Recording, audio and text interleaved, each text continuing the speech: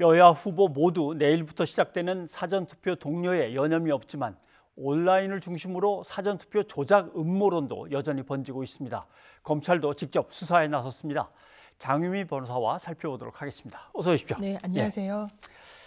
자, 사전투표는 위험합니다. 네. 조작 가능성이 있습니다라고 주장을 했던 황교안 전 미래통합당 대표죠. 그다음에 민경욱 전 의원. 결국 선관위가 고발을 했습니다. 이렇게 되면 검찰이 수사를 벌이는 건데 이렇게 되면 어떤 혐의를 적용받게 되는 겁니까? 사실 선거법에는 여러 가지 혐의가 있는데요. 자유선거를, 그러니까 선거의 자유를 방해했다라는 어떤 그 부분에 대해서도 그 형사적으로 처벌할 수 있는 조항이 있습니다. 그러니까 온전한 그리고 건전한 상식에 기반해서 그리고 실제 사실에 기반한 정보를 통해서 유권자들이 투표에 임할 수 있도록 해야 되는데 사전 투표 같은 경우에는 상당히 부정이 많이 개입할 수 있다라고 하면서 연일 일간지 등을 통해서 광고를 하고 있는 부분에 대해서 선관위가 좌시할 수 없다라고 판단을 한 것 같습니다.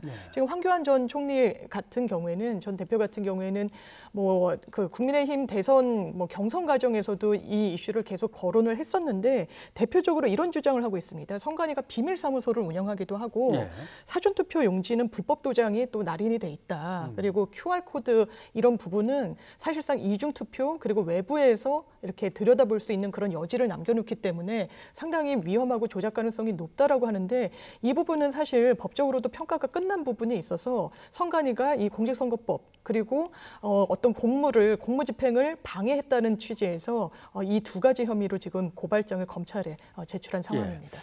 민경욱 전 의원 같은 경우는 2020년 4.15 총선이 부정선거였다라고 이제 의혹을 제기했어요.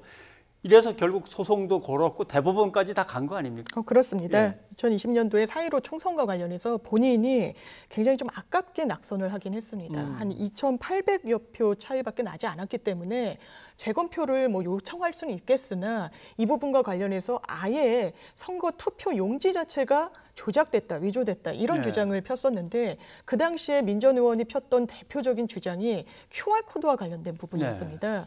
일단 QR코드는 사전투표에 이제 그 식별 장치로서 장착이 되는 건데 사전투표는 본인 선거구에서 하는 게 아니지 않습니까? 그러니까 여러 가지 이 식별을 할 수 있는 부분을 선관위가 장치를 마련해 놓고 있습니다. 선거명, 선거구명, 그리고 관할 선관위명, 일련 번호를 이 바코드 형식으로 하고 있는데 이 부분과 관련해서 민 전 의원의 주장은 이게 이중 투표의 가능성이 있다. 그리고 이런 일련 번호가 이중으로 날인되기도 하고 또 개인 정보를 담고 있어서 이 개인정보 유출의 위험도 있다라는 주장을 했지만 최종적으로는 다 받아들여지지 않은 부분이 있고요. 대법원도 재검표 결과에는 이상이 없다라고 민 전 의원의 손을 들어주지 않았습니다. 아무튼 다시 한번 말씀드리면 QR코드에는 이 선거가 20대 대통령 선거에 찍힌 거다. 그다음에 어느 선거구에 어느 투표소 거다. 그 선거표에 관한 얘기지 누구가 누구를 찍었다 이거하고는 전혀 관련이 없는. 그럴 수도 없고 헌법에 뭐 이 투표라는 거는 비공개가 원칙이기 때문에 뭐 허용될 수도 없는 그런 겁니다. 그것도 대법원 재판부가 다 허위 사실을 확인한 거고. 그렇습니다. 그런데 이 사전 투표는 조작 위험이 있다, 조작하려고 한다 이런 음모론은 온라인에서 계속 돌아다니고 있습니다. 이걸 옮기거나 하면 어떻게 처벌이 됩니까? 사실 이건 대단히 좀 처벌 수위도 높이 규정이 되어 있습니다. 아까 말씀드린 그 선거의 자유 방해죄라는 것은 실제로 중앙선관위 등등에서는 이 말을 믿은 유권자들이 항의를 하느라고 굉장히 업무에 차질이 빚어지기도 하고 실제로 이 임시 뭐 사무소 등에는 항의 방문도 이어지고 있다라고 이야기를 하기 때문에요. 이 공정한 선거 사무를 관리하는 데는 상당히 저해가 됩니다. 이 선거법에 따르면 10년 이하의 징역형, 500만 원 이상의 벌금형에도 처해질 수 있는 부분이 있고요. 당연하게도 이게 위계, 위력 중에 이 업무방해는 이 두 가지를 요건으로 합니다. 어떤 유형력을 행사하거나 위계, 속임수를 사용하거나. 근데 지금 선관위의 주장은 이게 국민을 기만해서 이 속임수로 우리들의 업무, 그러니까 공정한 선거사무 업무를 이 방해를 하고 있기 때문에 이거는 업무 방해에도 해당한다. 그 공정한 공무회를 집행을 방해하는 부분에도 해당한다라는 주장 내놓고 있습니다. 자, 내일부터는 사전 투표 이제 시작이 됩니다. 재외국민투표에서도 그런 예가 있었던 것 같습니다만은 투표소에서 인증샷을 갖다 찍거나 뭐 이런 여러 가지를 또 찍은 다음에 또 어딘가에 또 올리거나 이런 행위도 있었는데 해서는 안 될 행위들을 한번 좀 짚어봐야겠습니다. 네, 이렇게 생각하시면 됩니다. 이제 사진을 촬영하시고자 하시는 분들이 상당히 많은데 예. 투표소 안에서는 허용되지 않는다. 아닙니다. 예, 투표소 밖에서는 이를테면 뭐 표지판이나 나와서 여기가 어느 선거구인지를 알려주는 그런 곳 앞에서는 사진을 찍을 수 있다. 그렇다면 투표소 앞에서 특정 후보를 나타낼 수 있는 그런 손가락 기호를 표시하는 것은 될까? 이 예. 부분은 됩니다.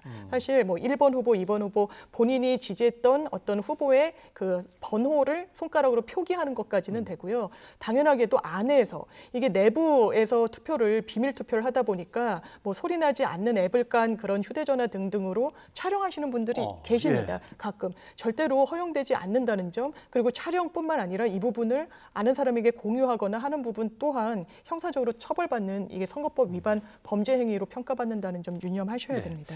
투표장에서의 기표와 관련된 것 말고도 일반인들이 자칫 선거법을 위반할 수 있는 것들이 있다면 어떤 것들입니까? 예, 여러 가지들이 있는데요. 저희가 실제로 어떤 법원 판결이 있었던 부분들을 좀 짚어드리자면 일단 일반 유권자들은 상관이 없는데 교사 등이나 아니면 공무원분들은 선거운동을 굉장히 제약을 많이 받게 됩니다. 그래서 한 교사분 같은 경우에 본인의 개인 SNS에 기사를 그냥 공유를 한 겁니다. 이게 제3자들이 볼 수 있도록 공유를 했는데 이게 특정 정당 그리고 특정 후보에 대한 어떤 그 비판조의 논조를 가진 그런 기사들을 한 6, 7차례 게시를 합니다. 네. 일부에 대해서는 본인 의견을 개진하기도 했지만 일부는 그냥 기사를 그냥 원본 형태로 볼 수 있게 한 경우, 이 경우 사실 본인이 교사라는 직책 때문에 후보에 대한 평가를 하거나 하는 부분은 법적으로 불법이라고 평가를 받을 수 있는데요.